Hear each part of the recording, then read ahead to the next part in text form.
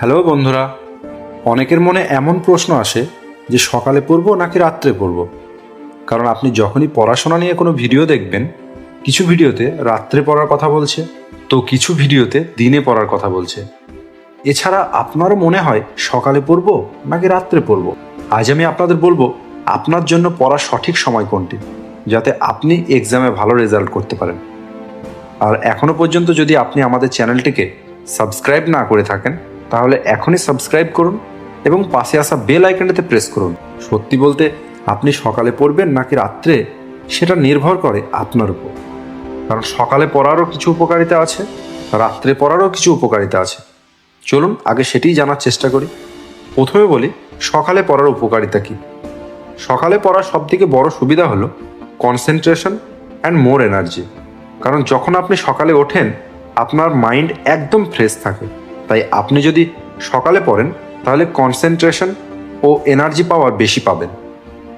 এবার দেখা যাক রাত্রে পড়ার উপকারিতা কী। রাত্রে পড়ার সবথেকে বড় সুবিধা হলো সাইলেন্ট এবং নো ডিস্টারবেন্স। কারণ সকালে বাড়ির সবাই থাকার কারণে আপনার ডিস্টার্ব হতে পারে, কিন্তু রাত্রে কোনো রকমের ডিস্টারবেন্স থাকে না আপনার যখন পড়তে মন যাবে। কারণ সকাল বলেন বা দুপুর বলেন বা রাত্রি বলেন, যদি আপনার পড়তে ইচ্ছা না থাকে তাহলে কোনো সময়টাই আপনার কাজে আসবে না।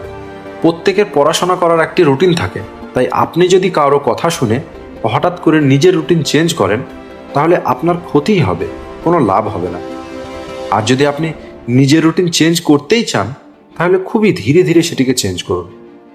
মনে করুন আপনি রাত্রে পড়তে ভালোবাসেন, কারো কথা শুনে হঠাৎ করে সকালে উঠে পড়ার চেষ্টা করছেন, তাহলে আপনার শরীর অসুস্থ হয়ে পড়বে। মনে রাখবেন হাতের প্রতিটি আঙুল সমান হয় না, সবার পছন্দ এক রকমের হয় না। যেমন আপনাকে অনেকে বলবে তার রাত্রে পড়তে ভালো লাগতো, কেউ বলবে তার সকালে পড়তে ভালো লাগতো। বন্ধুরা, সবার কথাই শুনুন, কিন্তু আপনার যখন পড়তে ভালো লাগে তখনই আপনি পড়ুন। শুধুমাত্র বই নিয়ে বসে থাকাই হবে, কোনো কাজ হবে না। কেমন লাগলো ভিডিওটি কমেন্ট করে বলুন। যদি ভালো লাগে তাহলে অবশ্যই লাইক করুন, শেয়ার করুন আপনার বন্ধুদের সঙ্গে এবং চ্যানেলটিকে সাবস্ক্রাইব করে পাশে আসা বেল আইকনেতে প্রেস করুন।